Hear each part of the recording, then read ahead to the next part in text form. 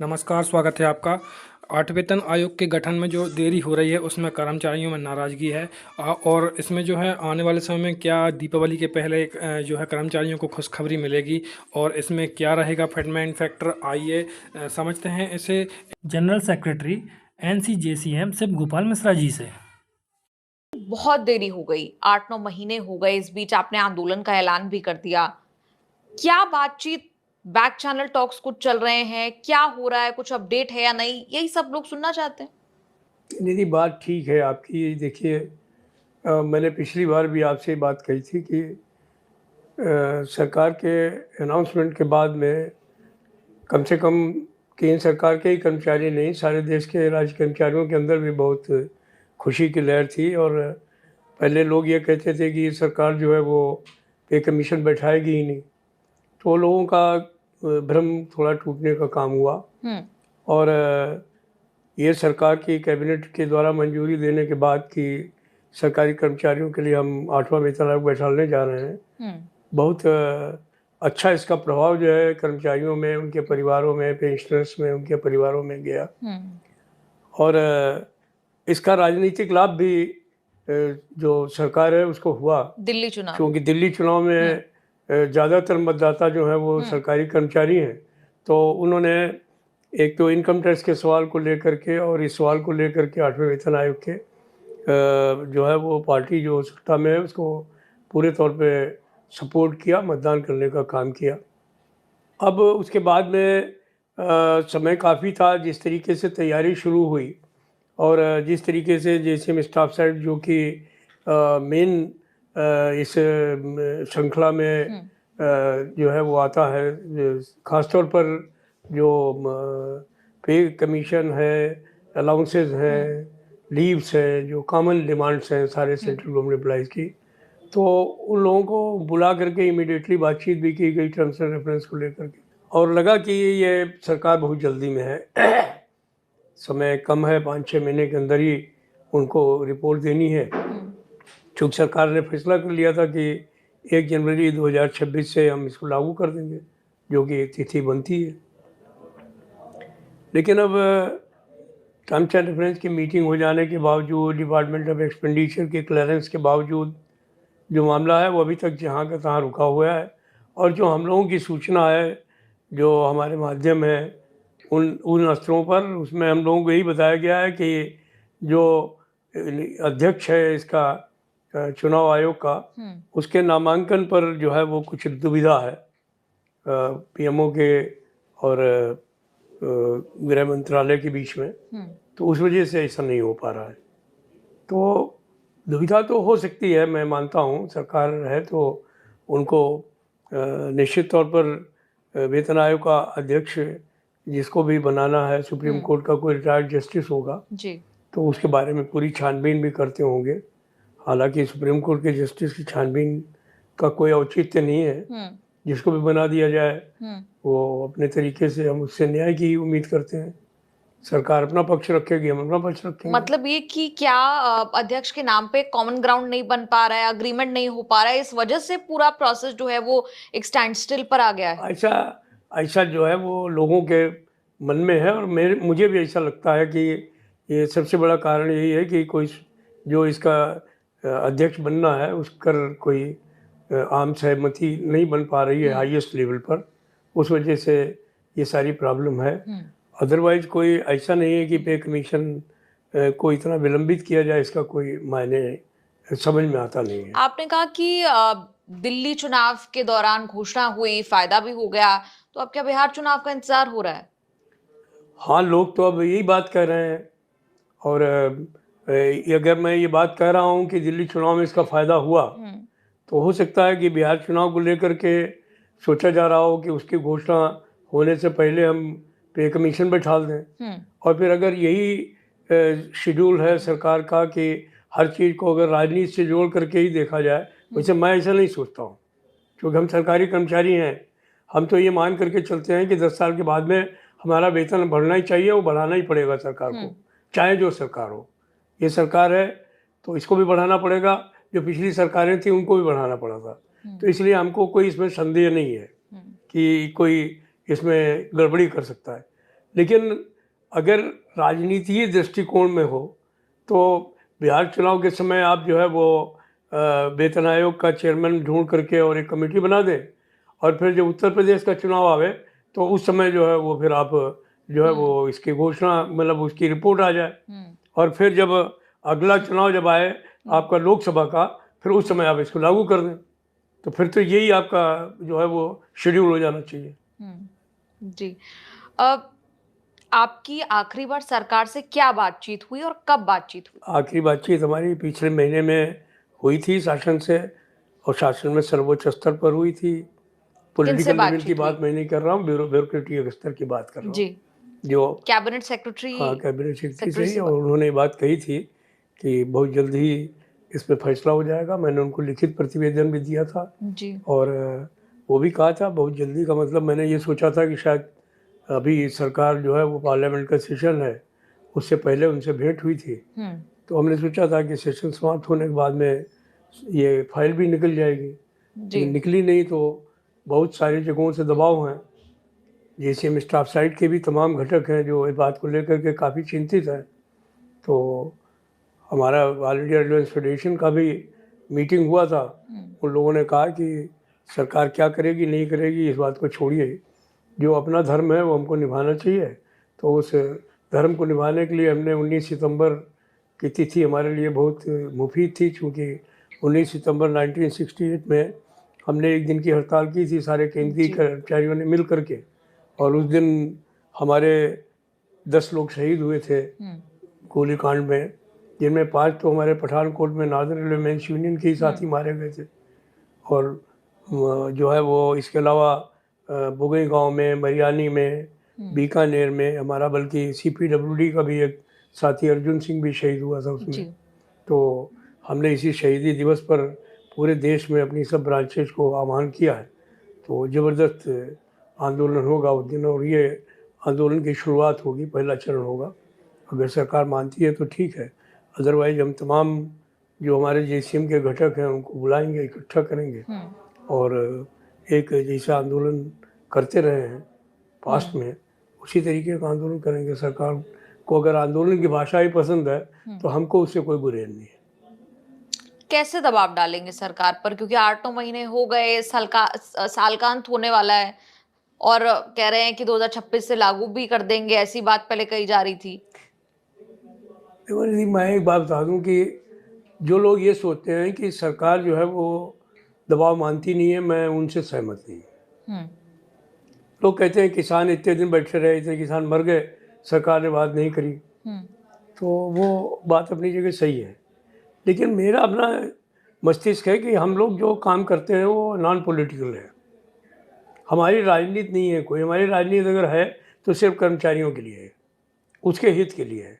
उसके बियॉन्ड कौन कुर्सी पर बैठेगा, कौन प्रधानमंत्री बनेगा, कौन राष्ट्रपति बनेगा, ये हमारा एजेंडा नहीं है।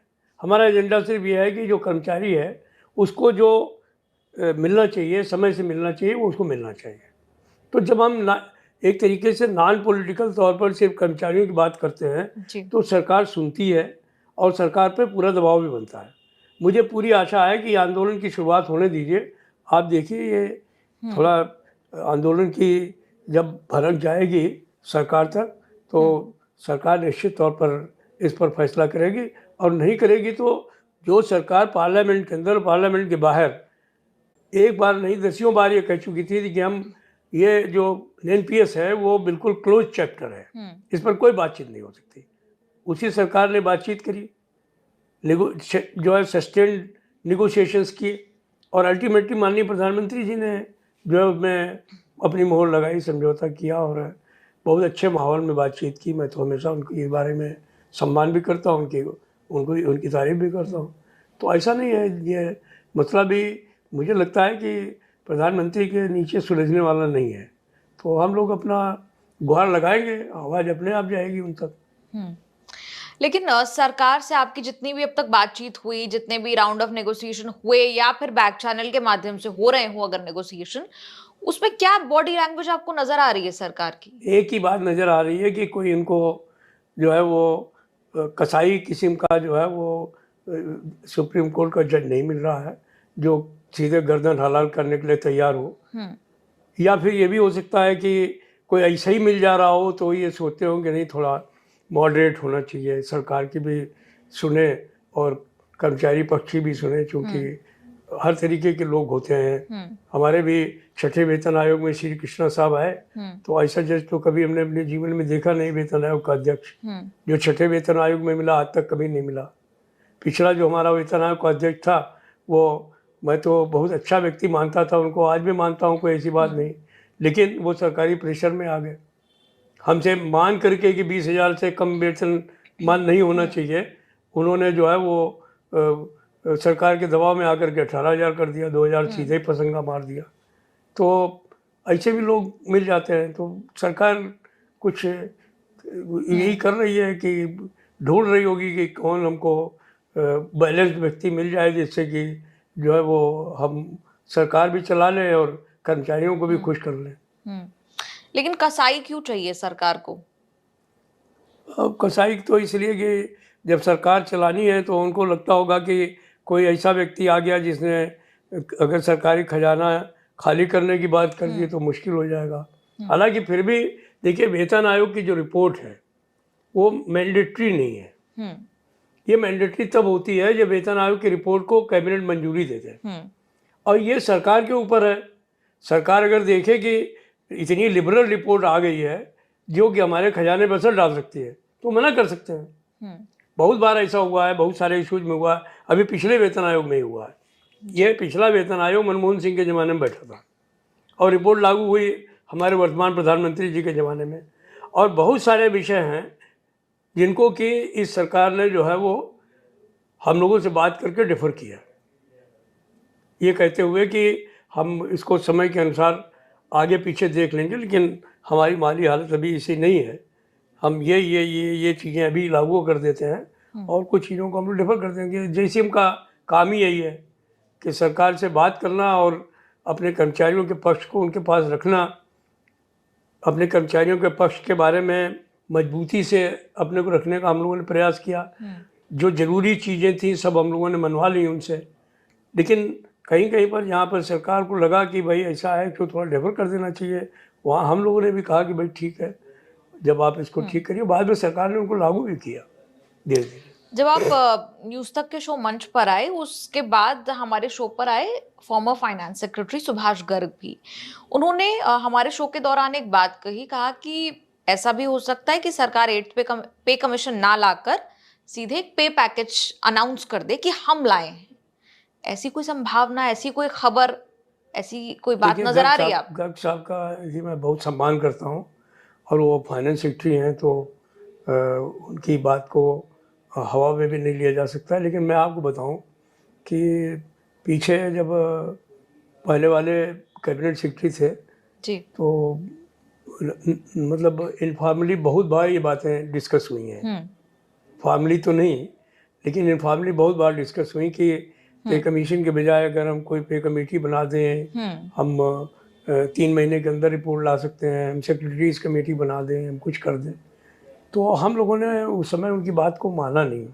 इसलिए नहीं माना कि एक बात तो यह है कि सेक्रेटरीज कमेटी में जो है वो सीधा सीधा सरकार का दखल रहेगा और सरकार का दबाव रहेगा, उसमें आयोग जैसी चीज़ नहीं होगी। तो जहाँ तक JCM स्टाफ साइड का सवाल है, हम इस सवाल को मानने वाले नहीं हैं। हमें तो सीधी सीधी बात है कि हमें वेतन आयोग चाहिए और हमें पूरे तौर पर यकीन है इस बात का कि वो जो बात कह रहे हैं वो अपनी जगह सही है, लेकिन कुछ भी करने से पहले उनको JCM स्टाफ साइड से बात करनी पड़ेगी। और JCM स्टाफ साइड के स्टाफ साइड सेक्रेटरी होने के नाते मैं अपने साथियों की ओर से बात कर सकता हूँ कि हमें ये प्रस्ताव, ऐसा प्रस्ताव सरकार की तरफ से अगर कोई आएगा तो बिल्कुल मंजूर नहीं होगा। मतलब पे कमीशन ही चाहिए, कोई और अल्टरनेटिव? और कोई अल्टरनेटिव नहीं है। पे पैकेज क्या करेंगे वो तो वही हो जाएगा कि हम जो है वो आपके सामने कटोरा लेकर के खड़े हैं, आपके जो मर्जी हुआ आपने दे दिया दाता के नाम, समझे कि नहीं? हम क्या करेंगे? सवाल है सरकारी सेक्रेटरी तो सरकार के दबाव में ही रहेगा ना। एक बार सुप्रीम कोर्ट का जज होगा तो चाहे जितना खराब हो वो मेरी बात तो सुनेगा। वो ये तो नहीं कहेगा कि हम आपकी बात नहीं सुनेंगे, खारिज भी नहीं कर सकता। जब रिपोर्ट आएगी तो हम जो आर्गूमेंट देते हैं वो सारे उसमें रिकॉर्ड में आते हैं ना, तो कम से कम हमारे लोगों के बीच में तो ये मैसेज जाता है कि हमने ये बात कही है, सरकार ने नहीं माना वो अलग सवाल है, बट कम से कम हमारी तरफ से जो कहा गया वो तो आएगा। ये तो मिनट्स में भी जो है वो गाल मेल कर देते हैं। कई बार हम लोगों को मिनट्स चेंज कराने पड़ते हैं, कई बार हम लोग दस्तखत करने से मना कर देते हैं कि हम नहीं करेंगे आप जब तक मिनट्स को दुरुस्त नहीं करोगे। अब तो हम लोगों ने रिकॉर्डिंग की व्यवस्था करा दी है कि जो भी बोला जाएगा सब रिकॉर्ड होगा। जी, अब ये जो आप कह रहे हैं कि रिटायर्ड जज के नाम पर जो सहमति नहीं बन रही, इस तरह की खबर निकल कर आ रही है, ऐसे कोई नाम है आपके मन में या आपके संगठन के मन में कि ये एक फेयर जजमेंट दे पाएंगे और अध्यक्ष बनने लायक है? निधि, एक बात बताऊं मैं आपको कि ये तो 8वां वेतन आयोग है। पहले वेतन आयोग, दूसरे वेतन आयोग, तीसरे वेतन आयोग और चौथे वेतन आयोग, 3 वेतन आयोगों तक कर्मचारी पक्ष से पूछा जाता था। अच्छा। कि हम आपको ये लिस्ट दे रहे हैं, आपको इनमें से कोई पसंद है या कोई आपकी पसंद है, तो हम जो कर्मचारी पक्ष है वो उनको बताता था। जेसीएम नहीं बनने के पहले की बात बता रहा हूँ आपको। जेसीएम के बनने के बाद में जो इन राइटिंग लिखा पढ़ी का मामला बंद हो गया, लेकिन इनफॉर्मली बातचीत करते थे। अभी भी आर्बिट्रेशन में ऐसा होता है कि ये पंच निर्णय कौन जज करेगा, ये हम लोगों से पूछा जाता है। अगर हम मना कर देते हैं कि ये 3 जज जो आपने दिए हमें पसंद नहीं है, तो वो और 3 का नाम लेते हैं। लेकिन वेतन आयोग जैसे आयोग में, और मैं एक बात और बताऊँ आपको, पहले वेतन आयोग, दूसरे वेतन आयोग, तीसरे वेतन आयोग में कर्मचारी पक्ष का प्रतिनिधि उसमें रहा। अच्छा। कमेटी के अंदर। लेकिन ये व्यवस्था बाद में धीरे धीरे भंग हो गई। उसके कई कारण हैं। एक कारण तो ये भी है कि मजदूर आंदोलन में खुद ही बहुत बिखराव हो गया। उस ज़माने में जो है वो एक ही आंदोलन होता था, एक ही यूनियन होती थी, एक ही सारी चीज़ें थी, तो वो सारे लोग एक ही जैसे होते थे। अब वो आपस में मजदूर आंदोलन में भी बंटवारा है, राजनीतिक आधार पर भी बंटवारा है। तो इसलिए सारी चीज़ें जो हैं वो सरकार अपने हाथ में कंसोलिडेट करती जा रही है। तो मेरा कहने का तात्पर्य यह है कि मैं हालांकि जानता हूँ इस बात को, लेकिन मैं ऑन रिकॉर्ड कुछ कह नहीं पाऊँगा कि वो किन के बारे में सोच रहे हैं और हम लोग किन के बारे में सोच रहे हैं। लेकिन ये बात निश्चित है कि जो भी डिले है वो सिर्फ इसके अध्यक्ष के बनाए जाने को लेकर के, और कोई प्रॉब्लम नहीं है। तो आप नहीं बताएंगे कि आप किन के बारे में सोच रहे हैं और वो किन के बारे में सोच रहे हैं? आप बात तो सही कह रही हैं, लेकिन ये एक ऐसा सवाल है जो जिसका जवाब अभी देना मुमकिन नहीं है मेरे लिए, क्योंकि मैं कुछ धर्म अपना सेक्रेटरी स्टाफ साइड वाला भी निभाता हूँ जी। तो लेकिन ये बात ज़रूर है कि कभी वक्त आएगा तो अगर उसका खुलासा करने की जरूरत पड़ेगी तो कर देंगे। लेकिन अभी आज ये वक्त नहीं है, क्योंकि हम लोग अपने स्तर पे बहुत सारे नेगोशिएशंस भी कर रहे हैं, बातें भी कर रहे हैं, और फिर हमारी भी कुछ लक्ष्मण रेखाएं हैं।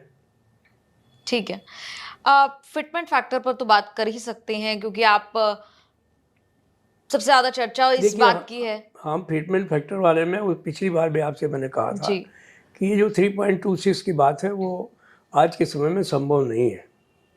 लेकिन मैंने ये बात कही थी आपसे कि जब सरकार टर्म्स एंड रेफरेंस एक बार डिक्लेयर कर दे जी, तो हम लोग फिटमेंट फैक्टर पे बिल्कुल बात करेंगे, क्योंकि टर्म्स एंड रेफरेंस का प्रॉब्लम यह है कि हमको अगर ये पता चल जाए कि सरकार ने हमारे टर्म्स एंड रेफरेंस को किस हद तक माना है, उन्होंने हमसे बातचीत की है, हमारा प्रतिवेदन ले लिया है, हमने अपनी बात उनको कह दी है, उन्होंने कहा कि हम सरकार से बात करके और इसको नोटिफिकेशन कर देंगे।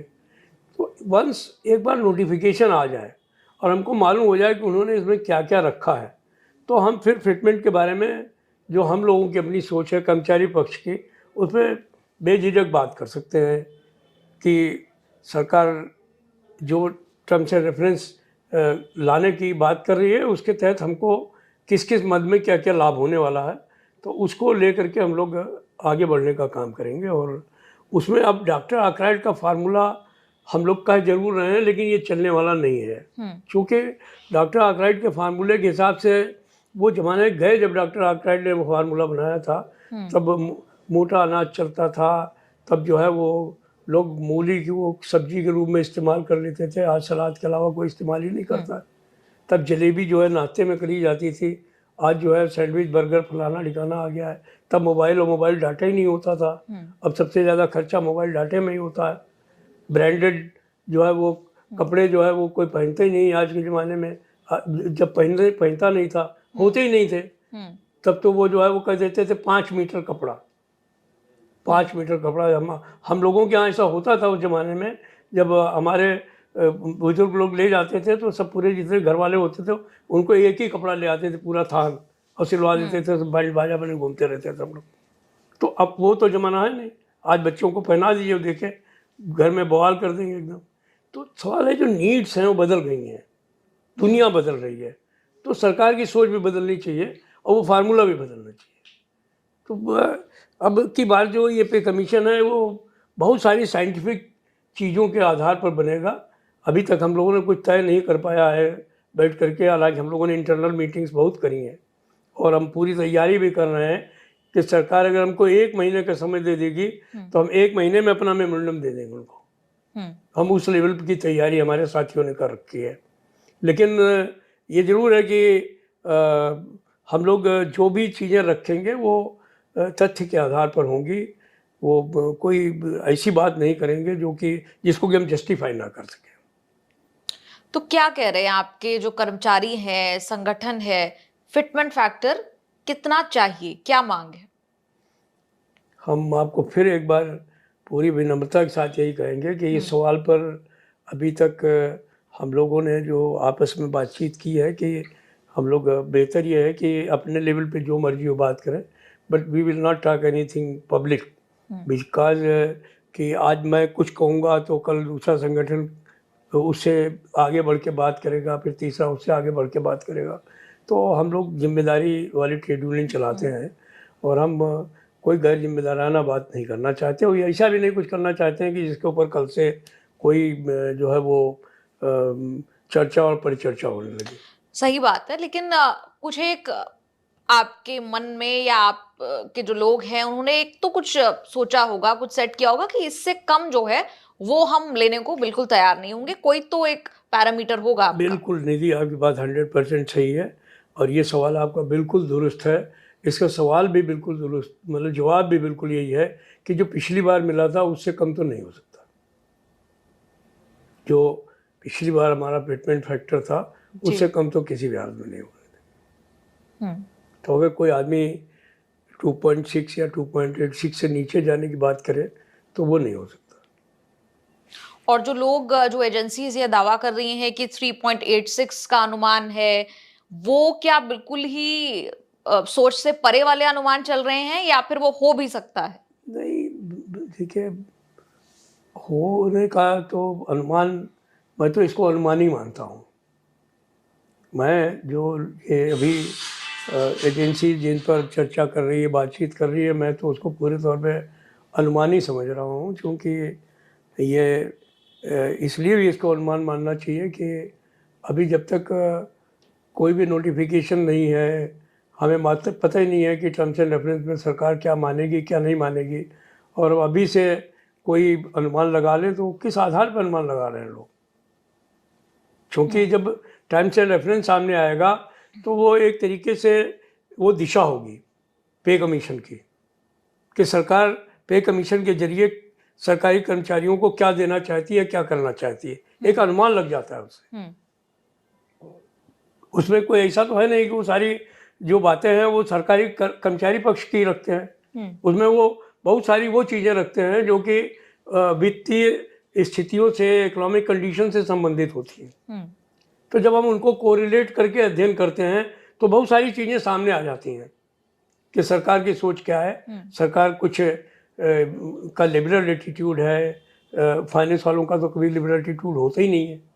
तो वो अगर कसाव बनाना चाहते हैं या टाइट करना चाहते हैं तो वो बेल्ट को कहाँ तक टाइट करेंगे, कितने जो है वो उसको ढीला किया जा सकता है। तो वो बड़ी ऐसी चीज़ें हैं जिनको कि आज की तारीख में कोई अनुमान लगाना उचित नहीं है। मतलब ये जो बात कही जा रही है कि 18 की सैलरी 50 क्रॉस हो जाएगी, ये मुंगेरी लाल के हसीन सपने जैसा तो नहीं है? तो मुझे तो नहीं लगता। मिनिमम के बारे में अगर आज से लोग ये अनुमान लगा रहे हैं तो वो सिर्फ अनुमान ही है, और इसको तब तक कुछ नहीं कहा जा सकता जब तक कि हमारा टर्म्स एंड रेफरेंस हमारे सामने ना हो। जो आपने सरकार को सबमिट किया, आपने प्रतिवेदन जो दिया, उसमें अहम बातें क्या, मुख्य बातें क्या क्या थी? हमने पिछली बार भी आपको सारी बातें बताई थी कि हम जी। लोगों ने अपने तरफ से सारी चीज़ें उनके सामने खुल करके रख दी हैं, जिसमें हम लोगों ने साफ तौर पे कहा है कि पे कमीशन जो है वो किन किन के लिए लागू होना चाहिए। पे कमीशन जो है वो हमारे जो जी। यहाँ तक कि हम लोगों ने रेलवे में तो चलो सारे करीब करीब रेगुलर लोग हो गए हैं।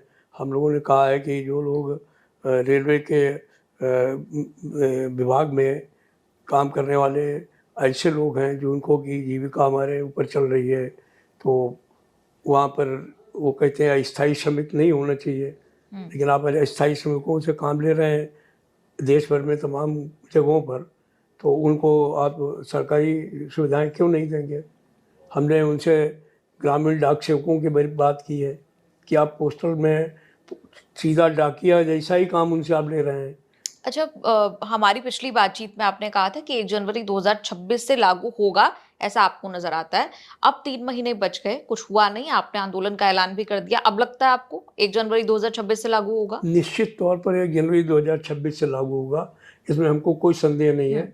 लेकिन हमने तब भी ये बात कही थी, आज फिर इस बात को कह रहा हूँ कि हमको जो संदेह है अलाउंसेस को लेकर? वो अलाउंसेस को लेकर के है। चूँकि भत्ते जो हैं वो पिछली भी कई बार पे कमीशन में जब रिपोर्ट लेट हुई है तो इन्होंने भत्ते लेट किए हैं जी। तो उससे क्या है कि एक अपरोक्ष रूप से कर्मचारियों को बहुत नुकसान होने का काम होता है।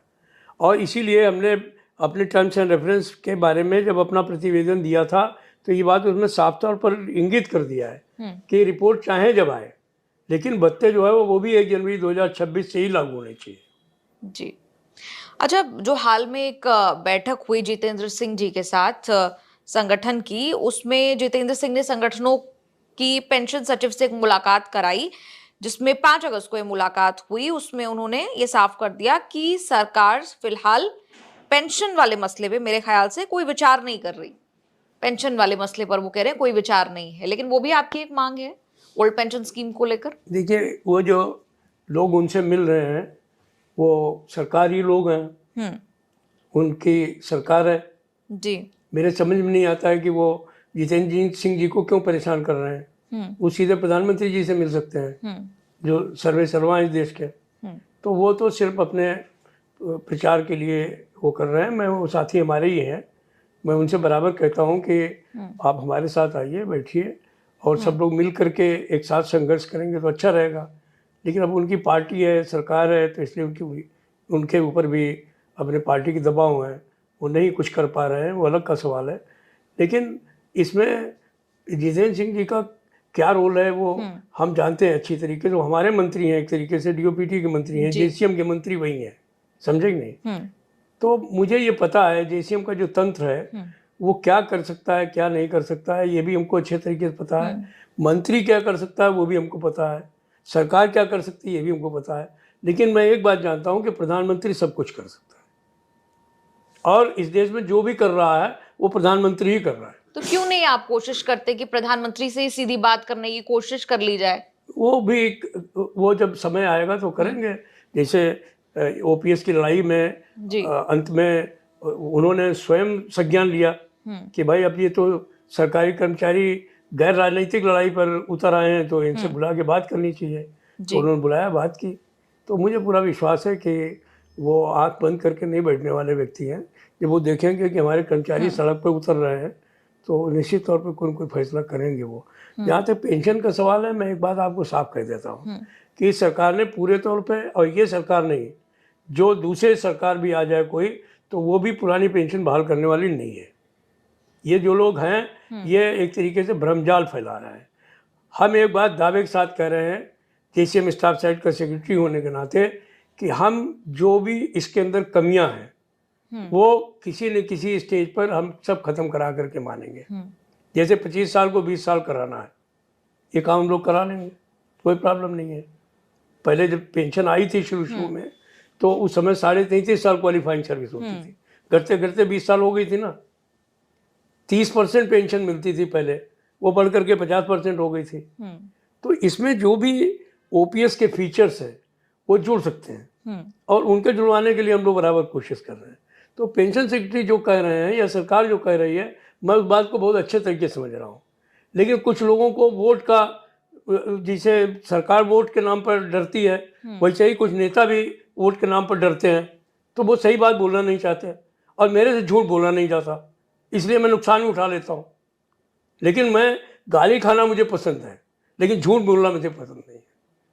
ये अपने कर्मचारी हैं, आप इनसे झूठ बोल करके उनको कब तक बरगला करके रखेंगे?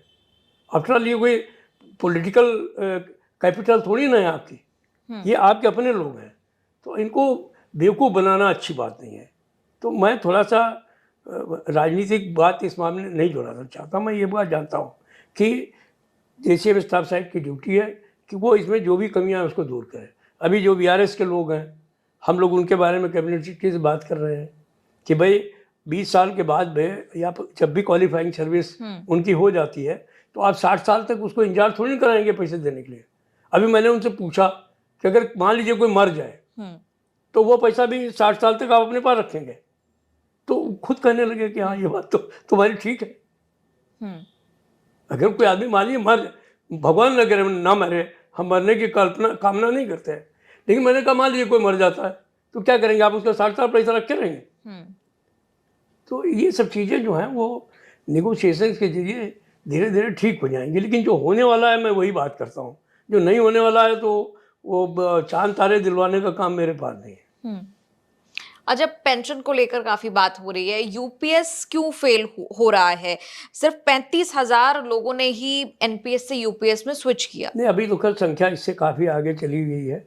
ये फिगर जो आप बता रही हैं, ये बहुत पुरानी है, पिछले 2 महीने पहले की। तो लेकिन कितना बढ़ गया होगा ये? अभी मैं एग्जैक्टली नहीं बता पाऊंगा, लेकिन मैं अभी बाहर था एक आध हफ्ते से, जिनेवा में आईएलओ की कॉन्फ्रेंस में। लेकिन मैं आज इसका पता कर लूँगा कि एग्जैक्टली कितना नंबर आया है, मालूम हो जाएगा। लेकिन इसकी जो सबसे बड़े फेल्योर की बात थी, वो ये थी कि ये जो ख़ास तौर पर जो हमारा अधिकारी वर्ग है, वो इस पेंशन योजना का इसलिए विरोध कर रहा है कि उनको जो है वो तमाम बैंकिंग ऑर्गेनाइजेशंस और तमाम जो ये कहना चाहिए सीए टाइप के जो लोग हैं, वो ये समझा रहे हैं कि एनपीएस में रहने में ज़्यादा फ़ायदा है। जब आप रिटायर होंगे तो आपको जो है 10, 15, 20 करोड़ रुपए मिल जाएंगे, और आप लोग जो है उसको इन्वेस्ट करके और फिर आप राजा बने रहेंगे। लेकिन वो बिल्कुल झूठ बोल रहे हैं। वो झूठ तो मैं नहीं कहूँगा, ये शब्द मैं वापस ले लेता हूँ, वो दिग्भ्रमित हैं वो लोग। हमारे सामने एग्जाम्पल्स हैं, क्योंकि 2000 जो है वो 4 में ये पेंशन योजना आई, और 2024 तक बहुत सारे लोग रिटायर हो गए। जो 2024 तक रिटायर हुए हैं, उनको किसी को 1500 रुपये पेंशन मिल रही है, किसी को 800 रुपये पेंशन मिल रही है।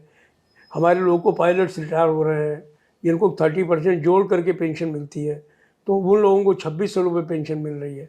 तो किसी भी व्यक्ति को 2500, 1500 इनसे ज़्यादा पेंशन मिल नहीं रही थी।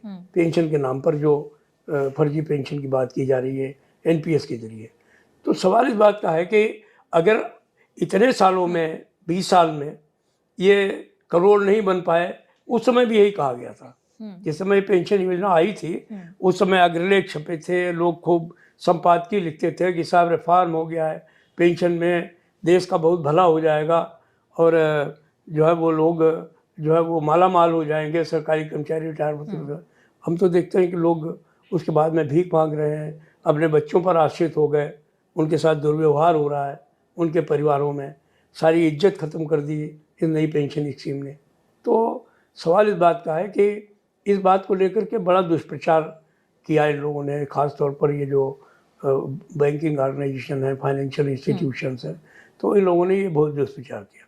तो ये बात भी हम लोगों ने पे कमीशन के वो कैबिनेट सेक्रेटरी के सामने उठाई, पेंशन सेक्रेटरी के सामने उठाई, और हमने कहा कि ये जो दुष्प्रचार है, इसमें आपका अधिकारी वर्ग बहुत भूमिका निभा रहा है, क्योंकि वही जो नए बच्चे हैं, उन बच्चियां हैं, उनको जो है वो इस बात के लिए कह रहा है कि नहीं, हम तो नहीं कर रहे हैं, आप लोग करना चाहो तो करो, लेकिन हम जानते हैं कि हम रिटायर होंगे तो हमको इतना पैसा मिल जाएगा।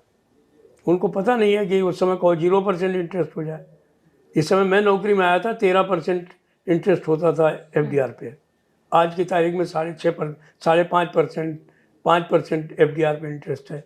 कल को 0 इंटरेस्ट नहीं हो जाएगा, इसकी क्या गारंटी है? तो सवाल है कि ये जो सवाल है वो एक काल्पनिक धारा में लोग बह जा रहे हैं।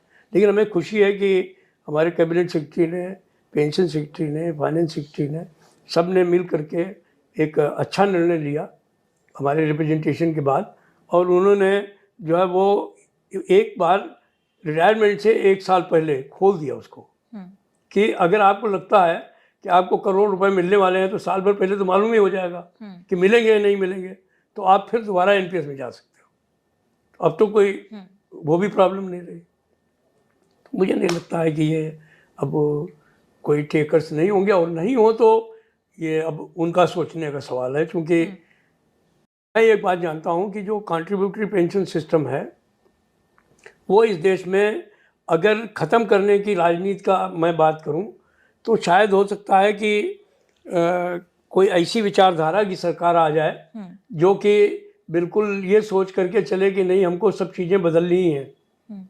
उसके बाद देश का क्या होगा मुझे नहीं मालूम, लेकिन हो सकता है कोई ऐसी पार्टी सत्ता में आ जाए जो ऐसा काम कर दे। तो अभी तो हमको लगता नहीं है कि 10-50 साल में कोई ऐसी सरकार आने वाली है। तो मैं किसी राजनीतिक दल का नाम नहीं लूँगा आपसे, जो लोग ऐसी बातें करते हैं। लेकिन एक बात मैं जानता हूँ कि इस योजना में चूँकि पैसा काफ़ी इकट्ठा हो रहा है, और जब हम लोगों ने नेगोशिएट किया है तो ये सोच करके किया है। सरकार ने ये बात लिखा पढ़ी में मैंने से तय करी है कि चाहे जो स्थिति आ जाए देश की, चाहे इकोनॉमिक कंडीशन जो भी हो जाए, लेकिन गारंटीड पेंशन स्कीम जो है उसके लिए सरकारी कर्मचारियों को अपने 10% कंट्रीब्यूशन से ज़्यादा नहीं देना पड़ेगा। उसकी भरपाई जो है वो सरकारी करेगी, अपने खजाने से करेगी। हमारा उद्देश्य है कि हम 10% जो दे रहे हैं उनमें से आपने अभी 1/10 हमको वापस किया है, हम उसमें ज़्यादा से ज़्यादा कितना पैसा जितनी जल्दी वापस ले लें, ये हमारा उद्देश्य है। तो हमारा चिंतन जो है, सोच जो है वो एक पॉजिटिव डायरेक्शन में है, और मैं समझता हूँ कि इसमें सरकार को प्रॉब्लम नहीं होगी। उनको भी लगे, उनके पास भी इतना पैसा वैसा है और फंड में भी इतना पैसा है कि वो पैसा जो है वो जो कर्मचारियों का है वो धीरे धीरे उनको वापस किया जा सकता है। तो जो उनकी चिंताएं हैं वो धीरे धीरे दूर हो जाएंगी। एक ही चिंता जो है वो हम लोगों को जो महसूस होती है वो ये है कि जब वो रिटायर हों तो उनको 50% पेंशन जरूर मिलनी चाहिए, जिस बेसिक पे से वो रिटायर हो रहे हैं। तो वो एक चिंताजनक विषय था, वो करीब करीब हम लोगों ने हल कर लिया। जी। अच्छा, जैसे अभी आपने देखा कि GST को लेकर बदलाव जो हुए, कहा गया कि दिवाली गिफ्ट सरकार दे रही है। आपको लगता है कि 8th पे कमीशन पर भी कोई दिवाली गिफ्ट ऐसा कुछ निकल कर आ सकता है? एक रिपोर्ट भी ये छपी, नया बज़ ये है कि पे कमीशन जो है वो दिवाली तक बन जाएगा और 8 महीने का एक टाइम लिमिट जो है वो रहेगा, 6 मेंबर की कमीशन होगी। कोई सच्चाई है इस बात में? हो सकता है, और मैं तो ईश्वर से प्रार्थना करूंगा कि सरकार को सद्बुद्धि दे, और दिवाली से पहले अगर ऐसा कुछ होता है तो ये देश के कर्मचारियों के लिए सरकार की तरफ से बहुत बड़ा तोहफा होगा, और सरकार को ये काम जरूर करना चाहिए। जी। अच्छा, जो हमारी मंच पर भी बातचीत हुई थी उस दौरान भी कई कमेंट्स आए थे, तो वो कमेंट्स कुछ हमने इकट्ठा किए कि वो सवाल आपसे जरूर पूछेंगे। कमेंट्स में एक व्यक्ति ने लिखा कि ईमानदारी से आप अपना पक्ष सरकार के सामने रखें, अगली बैठक में सरकार से क्या बात होगी, कैसे सरकार पर दबाव डालेंगे?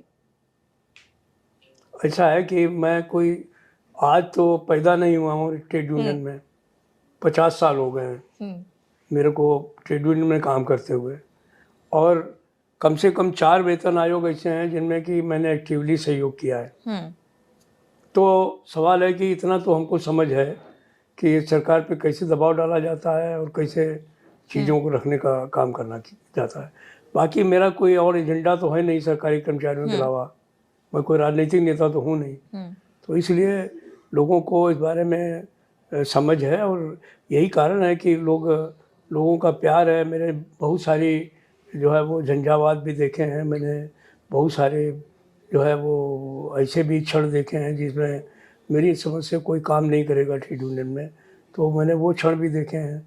मैंने 3-3 लोगों को अपने परिवार में खोया है, उसके बाद भी अगर लाखों लोग मेरे को प्यार कर रहे हैं, मेरे से बात कर रहे हैं, तो किसी को मेरी ईमानदारी पे शक नहीं होगा, मुझे ऐसा समझ में आता है। बाकी फिर भी सोचने के लिए हर आदमी स्वतंत्र है, जो मर्जी सोचता रहे। मैं एक बात जानता हूँ कि मुझे जो काम करना चाहिए मैं अपनी पूरी ईमानदारी से करता हूँ, करता रहूँगा, उसमें कोई कमी नहीं होने वाली है। जी। एक कमेंट ये भी आया कि अगर फिटमेंट फैक्टर 3.86 से कम हुआ तो कर्मचारी आमरण अनशन करेंगे। हमारी पेंशन भी छीन ली, 7वां पे कमीशन भी बर्बाद कर दिया और डीए भी खा गए। डीए पर भी क्या कहेंगे आप? देखिए, डीए का जहाँ तक सवाल है वो भी एक साइंटिफिक कैलकुलेशन है और जो भी सरकार की बास्केट है, हालांकि मैं उसका समर्थक नहीं हूँ, सरकार की जो बास्केट है वो सुधार करने वाली है, उसको हम लोग जेसीएम लेवल पर भी प्रयास कर रहे हैं कि जो वर्तमान समय में जिन वस्तुओं की गणना होनी चाहिए उनको इसमें लाया जाए। कुछ चीज़ों के बारे में सरकार ने मान लिया है, कुछ चीज़ों के बारे में नहीं माना है। दूसरी बात यह है कि गणना में जो शिमला इंडेक्स है, जो एग्रीकल्चर मिनिस्ट्री का इंडेक्स है और जो सरकार का सांख्यिकी विभाग है, इन तीनों के इंडेक्सेस में फ़र्क है। पिछली बार हम लोगों ने इस पे कमीशन 7वें वेतन आयोग के सामने इस बात को रखा भी था कि भाई आप शिमला इंडेक्स के हिसाब से हमको जो है वो चीज़ों को की गणना कर रहे हैं, चाहे वो फिटमेंट फैक्टर हो, चाहे वो डीए हो, और आपका एग्रीकल्चर डिपार्टमेंट जो है वो उसका इंडेक्स ही है, तो आपका सरकारी विभाग ही जो है उनका आपस में तालमेल नहीं है। लेकिन सरकार ने कहा नहीं, हम तो शिमला इंडेक्स मानेंगे क्योंकि वो उनको सूट करता था। मैं जो है वो जो है सरकार को पैसे कम खर्चा करने पड़ रहे थे, तो बास्केट में बदलाव होना चाहिए, इसमें कोई शक नहीं है। लेकिन जो इस समय जिस हिसाब से बास्केट है उस हिसाब से सरकार गड़बड़ नहीं कर पा रही है। रेगुलर डीए मिल रहा है और जो बास्केट है उसके हिसाब से उसी परसेंटेज के हिसाब से मिल रहा है। एक बात तो आप भी मानेंगे कि पिछले 5-6 साल से बराबर जो महंगाई है, ख़ास तौर पर जो उपभोक्ता वस्तुओं की, वो करीब करीब स्थिर है। तो इसीलिए जैसे पहले कभी 5% डीए हो जाता था, 6% डीए हो जाता था, वो नहीं हो पा रहा है। अब वो मतलब ये स्थिति है कि 4% भी पकड़ना बड़ा मुश्किल हो पा रहा है। तो इसलिए डीए खा गया वाली बात तो उचित नहीं है। ये लोग जिनके पास में मतलब सिर्फ आलोचना करने का ही काम है, वही लोग ये सब बातें करते हैं। दूसरी बात, कोई हमको ये ना समझाए कि हाँ आमरण अनशन हो जाएगा और ये उथल पुथल हो जाएगी, क्या हो जाएगी। मैं अपने कर्मचारियों का नेतृत्व करता हूँ। हमारी मेंबरशिप है करीब 1 मिलियन देश में, हमारे अपने संगठन की, जिसका मैं महामंत्री हूँ। तो मैं अपनी बच्चिया के दांत अच्छे तरीके से जानता हूँ कि हमारे लोगों में क्या है क्या नहीं है। हड़ताल कराएंगे तो हम ही करा सकते हैं ये, और देश में किसी के दम नहीं है कि वो ऑल इंडिया रेडियो फेडरेशन के अलावा का जाम कर सके। वो जब भी कराएगा ऑल इंडिया रेडियो फेडरेशन ही कराएगा। 60 में भी कराया था, 68 में भी कराया था, 74 में भी कराया था, और जब कराएगा तो ऑल इंडिया रेडियो फेडरेशन ही कराएगा। कोई दूसरा संगठन भी हैसियत नहीं। अच्छा, एक आखिरी कमेंट के शर्मा नाम के व्यक्ति ने कहा कि डिफेंस और रेलवे को बाकियों से ज्यादा प्रायोरिटी मिलनी चाहिए। वैलिड लगती है आपको ये बात? क्या चीज? रेलवे और डिफेंस के लोगों को ज्यादा प्रायोरिटी मिलनी चाहिए। ये बात बिल्कुल सही है, क्योंकि डिफेंस इस देश की सुरक्षा की पहली लाइन है, और मैं तो मानता हूँ कि रेलवे पहली लाइन है, क्योंकि जब हम रसद और सेना को सीमा पर पहुँचा देते हैं तब उनका काम शुरू होता है। लेकिन स्थिति यह है कि हर साल हमारे 500-600 लोग शहीद होते हैं ऑन ड्यूटी। वैसे कितने मरते हैं अलग सवाल है। ये वो लोग हैं जो कि अपने सेवा काल के दौरान जिनकी मृत्यु हो जाती है। और इस देश में भगवान न करे हमारे जवान और स्वस्थ रहें, अच्छे रहें। हम तो उनके, वो हमारे प्रहरी हैं, हम उनकी बहुत सम्मान करते हैं उनका। लेकिन इतना तो कभी भी अगर कोई वार नहीं हो तो इतने तो कभी सेना में भी लोग जो है वो शहादत नहीं देते हैं जितने हमारे लोग देते हैं। तो सवाल इस बात का है कि अगर इतना मेहनत करने वाले लोग, मेहनतकश लोग, हर 24/7 हर मौसम में गाड़ी चलाना, 52 डिग्री टिकरी टेम्परेचर पर ट्रैकमैन द्वारा ट्रैक ठीक किया जाना, लोको पायलट द्वारा गाड़ी चलाना, ऑपरेशन करना, हमारे तमाम टेक्नीशियन, सिग्नल और दूसरे डिपार्टमेंट्स के जो साथी हैं उनका जो है वो अपने अपने विभाग में काम करना और कोई भी मौसम की परवाह नहीं करना, तो ये तो वो काम है जो कि इस देश को के विकास के पहियों को बराबर चलाने का काम कर रहा है। तो अगर उनको कोई प्रायोरिटी नहीं दी जाती तो क्या फ़ायदा है। हमारे जो खड़गे साहब हैं, ये मंत्री थे हमारे, उन्होंने इसीलिए चिदम्बरम को उस समय लिखा था कि भाई रेलवे को आप सेना से कम मत आकिए और आप इनको जो है वो पुरानी पेंशन बहाल कर दीजिए खाली रेलवे के लिए, चूँकि ये किसी मामले में सेना से कम नहीं है। लेकिन वो चिदम्बरम जी ने उनकी बात ही नहीं मानी। बाद में सुरेश प्रभु जी आए तो उनकी बात जेटली जी ने नहीं मानी। इवन पीयूष गोयल ने भी एक चिट्ठी लिख दी थी हम लोग कहने पर, लिख नहीं रहे थे, लेकिन उन्होंने कहा कि आपको चिट्ठी लिखने में क्या प्रॉब्लम होती है। कहना अच्छा ठीक, आप खुश होते हैं, ये लिख देता हूँ। तो उनको जवाब आ गया कि सरकारी नीति का सवाल हम नहीं कर सकते, खाली रेलवे को अलग से थोड़ी डील कर सकते। और मेरे लिए तो थोड़ा ये असंभव भी हो जाता है कि मैं कह दूँ कि नहीं हमको प्रायोरिटी दे दो, उसको प्रायोरिटी दे दो, क्योंकि हमें सारे देश के 36 लाख कर्मचारियों को देखना है। तो मैं तो यही चाहूँगा कि देश के सभी कर्मचारियों के साथ जो है वो एक जैसा व्यवहार हो तो अच्छा है। अच्छा, 19 सितंबर का क्या प्लान है फिर पूरा? कितने कर्मचारियों का जुटान होने वाला है? अभी तो ये ऑल इंडिया रेलवे फेडरेशन का फैसला है और हम लोगों ने ये फैसला किया है कि हर ब्रांच जो है हमारी, करीब 3600 ब्रांचेज हैं हमारी पूरे देश भर में, वो सब अपने अपने हेडक्वार्टर्स पर उस दिन ज़बरदस्त प्रदर्शन करेंगे और सरकार को इस बात की चेतावनी देंगे कि अगर जल्दी से जल्दी पे कमीशन नहीं बैठेगा तो हम आंदोलन को अगले चरण में ले जाने का काम करेंगे। क्या सरकार के किसी प्रतिनिधि से भी मुलाकात करने की कोशिश होगी उस दिन? कोशिश तो है, प्रतिनिधि से पहले भी मुलाकात होने की संभावना रहती है, बाद में भी होने की संभावना रहती है। और देखिए, नेगोशिएशन और आंदोलन ये दोनों एक ही उसके दो पहलू हैं, ये चलता रहता है। तो अभी भी इसमें कोई ऐसा नहीं है कि पूरी संभावना है कि सरकार से बातचीत भी होगी और मुझे पूरी आशा है कि सरकार को इस चीज़ को अब बहुत टालना नहीं चाहिए। पे कमीशन कोई ऐसी चीज़ तो है नहीं कि आप कल ही पैसे देने वाले हैं। तमाम कार्रवाई करनी पड़ेगी, मेमोरेंडम लेने पड़ेंगे, लोगों से बातचीत करनी पड़ेगी। कई दफ़े विचित्र किस्म के आयोग के अध्यक्ष आ जाते हैं। एक अध्यक्ष ने कहा कि हमको चाइना, अमेरिका, यूरोप और जापान जाने की जो है अनुमति दी जाए ताकि मैं वहाँ देख करके आऊँ कि कैसे वहाँ के लोगों का, सरकारी कर्मचारियों का वेतनमान मिलता है। वो तो भगवान भला करे कैबिनेट सेक्रेटरी का और प्रधानमंत्री का कि जिसने माने ही नहीं उनकी बात। तो ये वेतन आयोग भी बहुत अच्छे काम करता है, पूरा भारत भ्रमण कर लेता है। जो काम आज सारा डाटा आपके पास में सब अवेलेबल है, एक क्लिक में अवेलेबल है। मैं आपको कह रहा हूँ अगर ये चाहें तो ये जिस दिन इनका वेतन आयोग बैठे हुए 1 महीने के अंदर अपनी रिपोर्ट दे सकता है, तो 1 महीने के अंदर अपनी रिपोर्ट दे सकता है।